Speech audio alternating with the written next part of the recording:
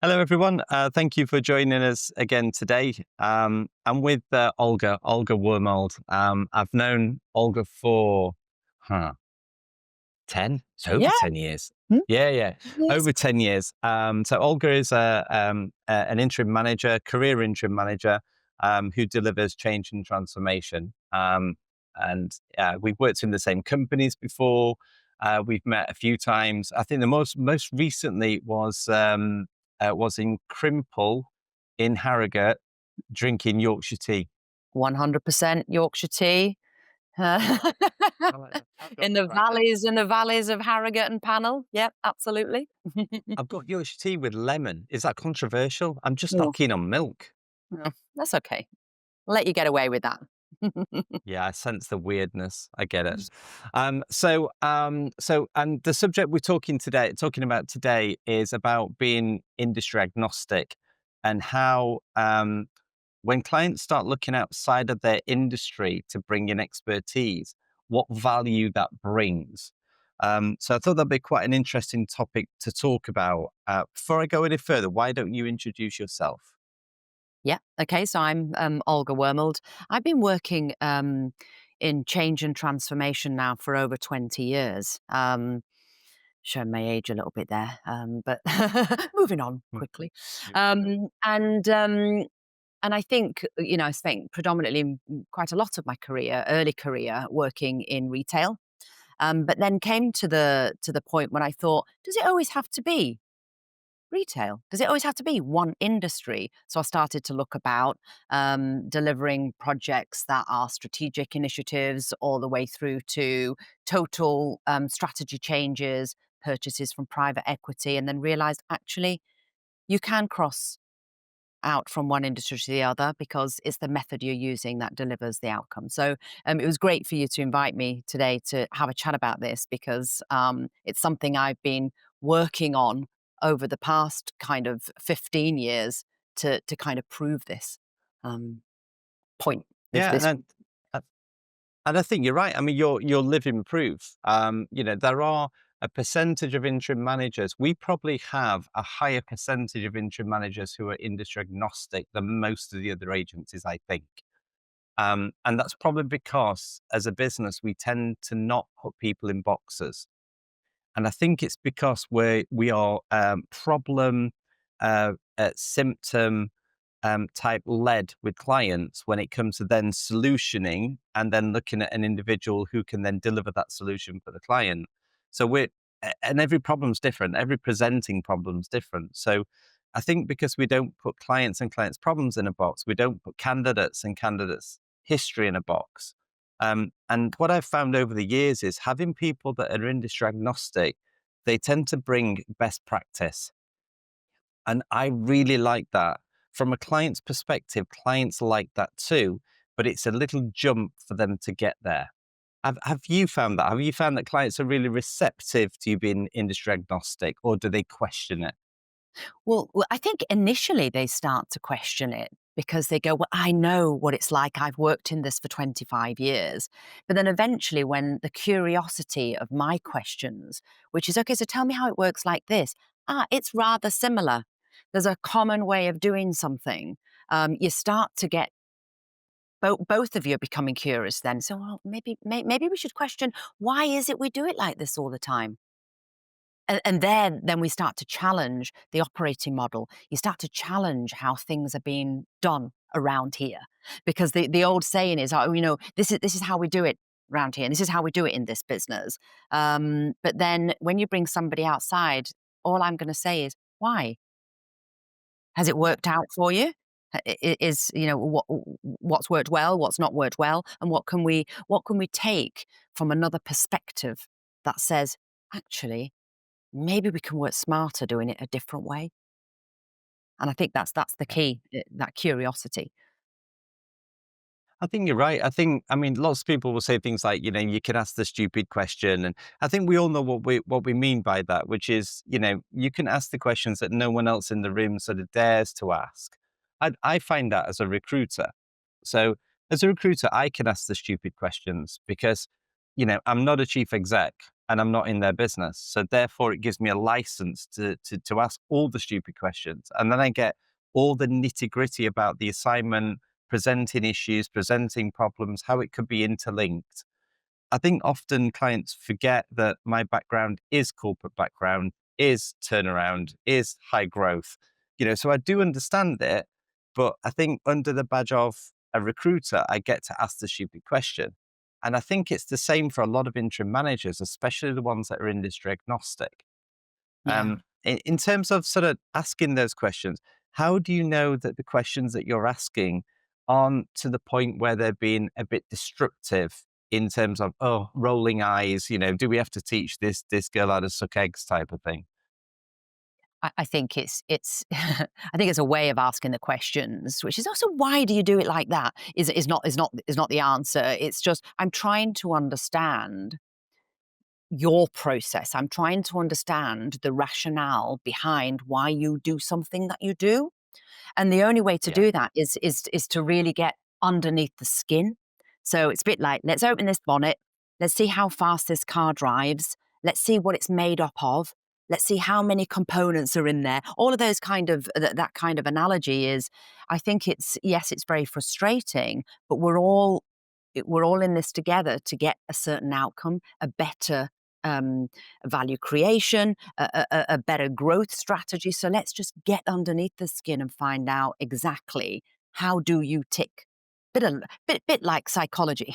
Why are you doing the things that you're doing in order for you to get to where you're wanting to get to? So you kind of, and I'm, in the first instance of meeting a company, I will be slightly apologetic, but I'm not going to stop doing what I'm going to do, which is I need to understand because I need to know where you've come from and where you're going. And sometimes you really need to understand where you come from in order to get to yeah, where you're going a little faster. So it's bear with me, guys. I'm going to have to ask some questions, yeah. but I think they're very important. Do you know, sometimes when we speak to a client, they'll say something like, yeah, we need a transformation program director, someone from the sort of leadership or someone from the management board did lead the transformation, and we're getting a lot of pushback, and a lot of people are saying, well, this is how we've always done it, type of scenario. And that's all, interesting. We hear that quite often, and you're looking to bring in an expert, like you, Olga, interim transformation director to come in and lead the change. And then I start asking about, about how important is industry, and they hit, oh, very important, very important. I'm like, well, I don't want to challenge you, but you've just said that you're frustrated with people saying we've always done it this way, but you want to bring someone in from the industry who's probably also always done it that way. Is it not worth considering someone that's a bit more industry agnostic, that understands your industry, but maybe not to the depth of you and your employees, but has a lot of experience through other industries that can bring best practice? And it's an interesting conversation to have that with a client. It's almost like oh, I didn't think about it from that perspective. Yeah, and I In think in I terms think of your go on. So So in terms of your experience, do you get much challenge in the interview process? yeah, I do. And usually, what my answer is that there is always a team of people. Nobody is coming in to deliver something alone. Subject matter experts, no matter what industry you are in, are very key. Your key stakeholders. So when quite a lot of people say, you're going to build a new integration program, you're going to build a new system program. How in depth is your technical knowledge? Well, what have you got in the business?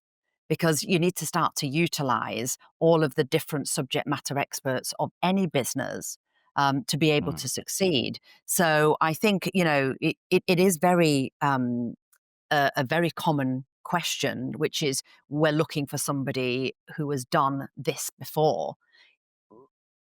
Change and transformation is a method that can go across any single business because you've got to start with what is your desired outcome in the first place. So therefore, what is your business case? What is your scope? It's this top level um, method and process that we're following here. So in order for you to get to your outcome, you've got to follow the plan that's executing it. So whether I know the yeah, ins and outs of all, and if you're too detailed, you'll get bogged down you need to keep a bit more of a higher level and saying, let's call upon that subject matter expert. You mentioned very recently about, we've always done it like this, or we've done this before, and the eyes get rolling all over the place. Well, actually, I'd like to know a little bit more about that. You've done it before. What happened? Perhaps at that point in time, it wasn't right. Something else was going on. So actually, um, you, I'm not coming into a business to change everything and wipe everything out. It's actually, I want to be able to protect some areas. So then we have to start to find out in other areas, in other businesses, we do it like this. Would that be appropriate? Yeah. Can we make this fit? And then you are calling upon those subject matter experts to tell you the history, and not just about subject matter experts, but also people who've been in the business a very long time, have actually Yeah. seen a journey go from start to finish for 25 years. I mean, I've just recently been working for the company who's 25 years old, but most of the companies I work for are very heritage, very 100 years and beyond. Mm. It's a question that comes up a lot, but the method, the ways, the how we work, the relationship building, the all firing towards one northern star, it's the same. It's just Yeah, different that's a really interesting point. I think the method is the one that we should be looking at in terms of the high level opportunity to bring in change and transformation at a top level from the board perspective, and then start working your way down. Yeah, absolutely. And I think that's the most important thing from the top level. What is the business trying to achieve? So you spoke earlier about the problem statement. There is always a problem statement.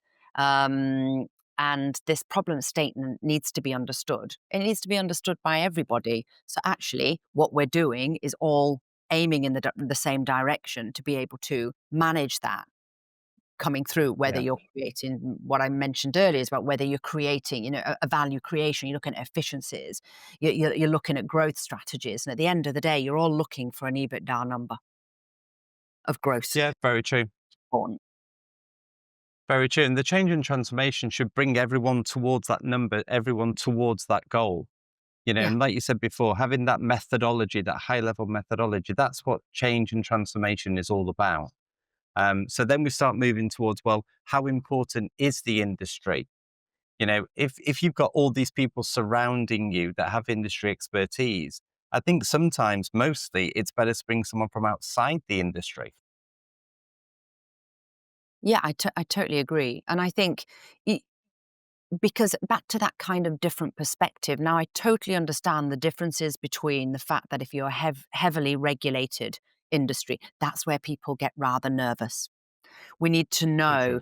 too. But I think when you're a senior leader, you learn very fast. You have to learn. And if you're an interim, you need to understand, but you're not making the decisions about what direction the business is going in due to a regulation or a policy change or a government issue change.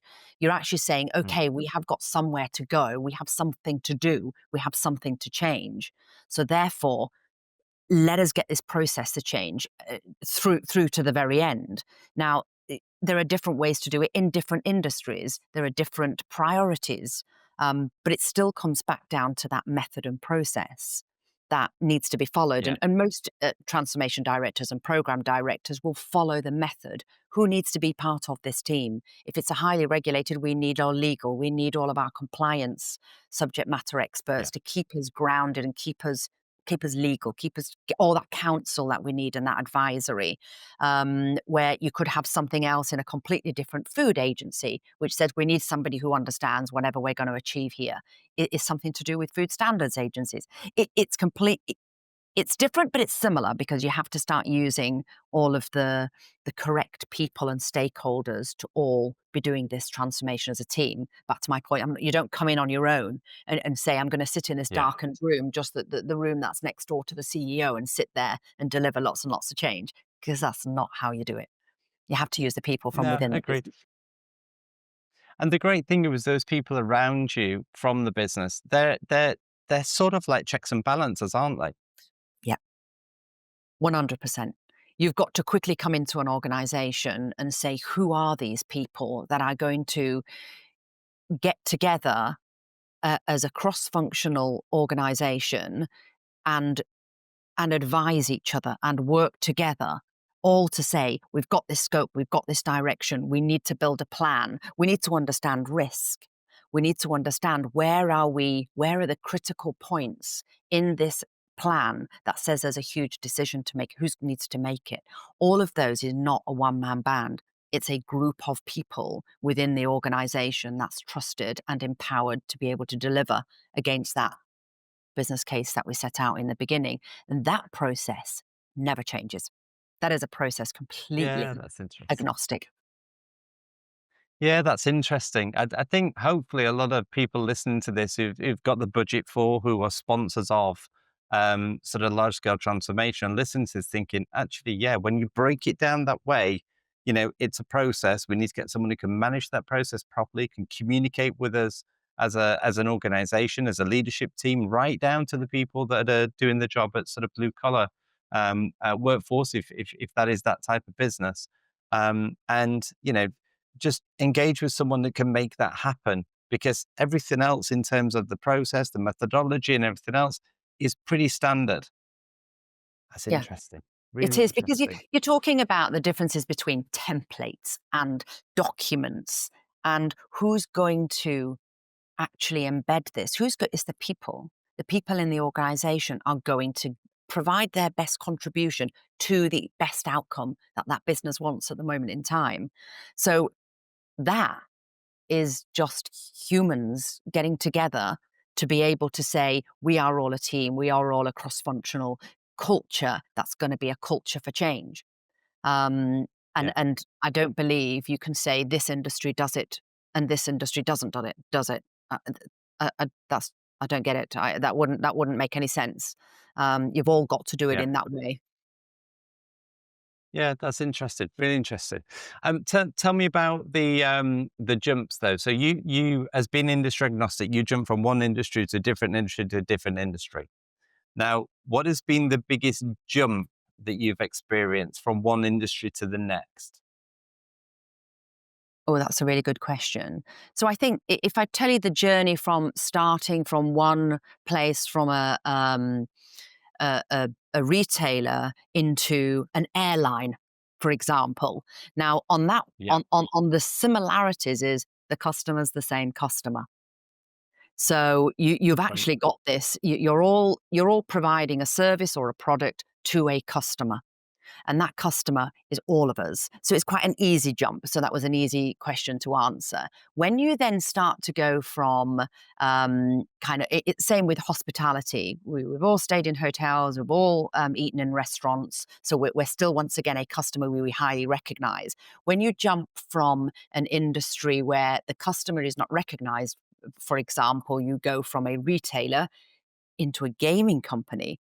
If you're not a gamer, sometimes you start to think to yourself, okay, so this is not everybody you meet in the supermarket. However, what's the similar and the continuity is the fact that you still need to create a sentiment. You still need to create happy customers. That doesn't change. It's just a different type. Yeah. And I'd say that probably is a bigger jump because most of the other things, when you come from once again back to a supermarket shop to a bank, we're all still using it. But there's a niche of group Yeah. that then starts to come into something like gaming. So I'd say that's probably the biggest jump. But same It's process. interesting, isn't it? We've Because got to achieve something. Same process, method.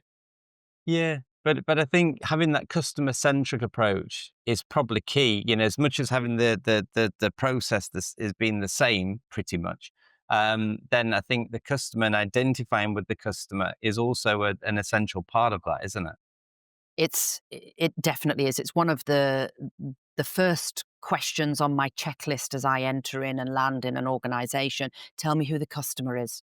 Tell me how happy they are. Tell me what dissatisfies them. What are the pain points? Right. Okay. So how does all of this make that better? Because if you haven't got any customers, you haven't really got a business. So therefore, we need to Couldn't understand agree that. more. Yeah, well, you just wouldn't, would you? Then you need to say, well, how are you serving those customers? So what is your operating model? And it's all linking back to, now I see why you're wanting to do what you're wanting to do. But I think Yes. if you keep yourself grounded and get very, very customer centric, then I think that's the kind of golden nugget, which is keep Yeah, true okay. to your I customer. agree with that. Yeah. I think it may be because we both share a bit of retail experience in our backgrounds, and I think always as a retailer, it's drilled into you, and often it's natural, but it is still drilled into you that the customer is the number one priority. And I think, like you said, in every single organization, I think unless the customer is treated as priority, then they're doing change and transformation for themselves. And Yes. that should be a massive red flag. It should be, how does it benefit the customer, whether directly or indirectly? If it doesn't, then you don't do it. Yeah. Yeah, and absolutely. And as we know, bad news travels really fast. So if you have CSAT scores that are incredibly low and not painting a great picture of the business, that travels fast. Mm. Just as much as the fact that if you do something good, you tend to also promote that company, but bad news definitely Yeah. goes faster. And I think that's where if you can put your shoes, yourself in the shoes of the customer, you definitely are one step ahead to say, right, let's just be realistic about how focused and how absolutely obsessed we are with making something, whether it's a service or a product, the best it can be for that customer. And sometimes Yeah. innovation will give you much more than that. It will give you things that they didn't know that they wanted. It's definitely Yeah. um, key, 100% key. Um, Yeah, I think that too. I think that too. I think in terms of as a candidate, as an interim manager that is looking for their next opportunity, you're working with a mixture of sort of clients, and you're working with a mixture of interim management providers and also consultancies, probably. But you know, if there's other candidates out there that are listening to this that might be a little bit apprehensive about changing industry a few times in their career, what would you say to them? Should they be a bit apprehensive, or should they be proud of the fact that they've got multi-industry experience? Oh, 100% be absolutely proud. Be able to be confident enough to say, I can make things happen. I can get stuff done. I can follow a process. I can coach your business through to delivery, through to quality deliverables, and actually get you to a place where have your desired outcome. And be really confident of the fact that it doesn't matter what industry I've come from. We need to work together to get a result. Getting a result means following this method. And I think once you start to kind of shy away from, oh well, I've never tapped that, then start asking questions in the interviewing process. So somebody the other day was asking me a question that, the conversation went around, but we are different. We have consequences if things don't go right. And I said, what a really Mm. interesting comment. Of course, you've got consequences. Every business has consequences if you don't get things right. It doesn't matter what industry you're in, there are consequences. And he said, yeah, but people would lose their jobs at the top. We delved even more into this conversation. What makes you Yeah. different? Don't you think that is the same where you're talking about accountability? You're talking about Mm. responsible for things. So I think if you're an interim who's looking at there, you need to kind of appropriately and carefully challenge nicely and say, let me give you an example of what you're saying that has been there. I've been there before. If you're somebody who's been, 20 years in or 10 years into being an interim manager, I have seen something similar. Let me explain and be confident that you've got the knowledge to help that business through, regardless of where you come from. Yeah. Yeah, that's a good tip. A really good tip. I do hear of it when candidates come to us, sort of quite new to us, and they're saying, I'm guessing that you're going to want an expert in this particular industry. I've got some experience of that, but also this, and this in other industries. And my response is always great. You're going to bring best practice from lots of different industries and merge that into best practice for this industry. For me, that's fantastic. And from a client's perspective, once they get over the hurdle of this is not an industry expert, that's fantastic too. So for me, I really do.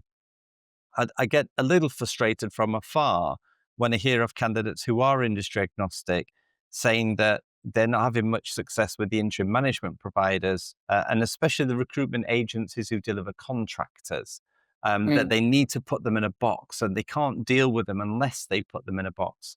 I'd say the opposite. I'd say we want people that you can't put in a box.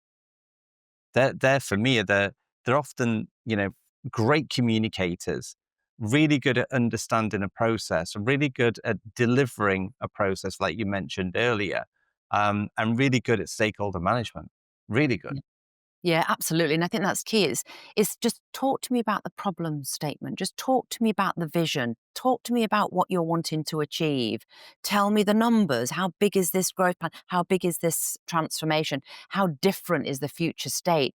Leave the rest out for the second and let us explain what we will do to help and add value.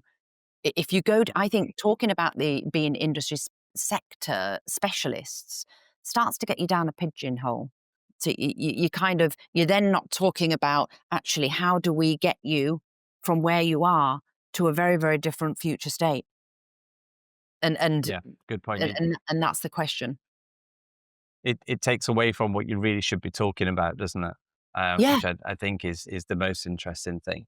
Well, I mean, in terms of the conversation we were having today, we were talking about how, in particular, clients should start looking from outside their industry, especially if they're looking at change and transformation. And I think what we've also covered is some of the benefits of doing that and what you bring, in terms of someone who is industry agnostic and transcends across multiple industries. I'm hoping that people are listening to this, and I'll have more podcasts about this in the future because I'm a strong believer in being industry agnostic adds an awful lot of value to customers. And I think you've put a really strong case forward for that as well, Olga. Thank you. Yeah, I hope so. Yeah, and thank you. Thank you. It's a topic of conversation that I wanted to have a chat with somebody about. So it's great. It's really timely, and it's actually a really, really good topic to get out there. Be good to hear other people's views. Great. Thank you, Olga. Speak to you again Lovely. soon. Thank you. Thanks. Bye. Take care. Bye.